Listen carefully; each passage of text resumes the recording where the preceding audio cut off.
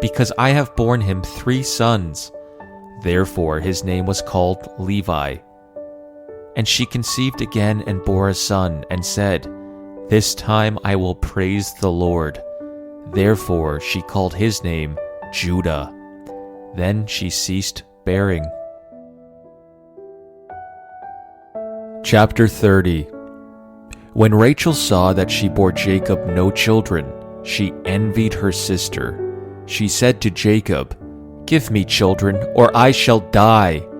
Jacob's anger was kindled against Rachel, and he said, Am I in the place of God, who has withheld from you the fruit of the womb?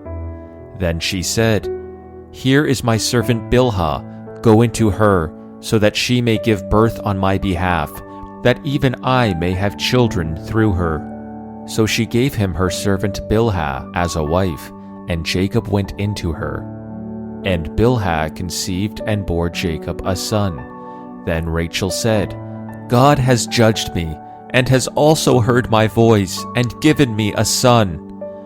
Therefore she called his name Dan. Rachel's servant Bilhah conceived again, and bore Jacob a second son. Then Rachel said, With mighty wrestlings I have wrestled with my sister and have prevailed. So she called his name Naphtali. When Leah saw that she had ceased bearing children, she took her servant Zilpah and gave her to Jacob as a wife. Then Leah's servant Zilpah bore Jacob a son, and Leah said, Good fortune has come. So she called his name Gad. Leah's servant Zilpah bore Jacob a second son, and Leah said, Happy am I, for women have called me happy. So she called his name Asher. In the days of wheat harvest, Reuben went and found mandrakes in the field, and brought them to his mother Leah. Then Rachel said to Leah, Please give me some of your son's mandrakes. But she said to her, Is it a small matter that you have taken away my husband? Would you take away my son's mandrakes also?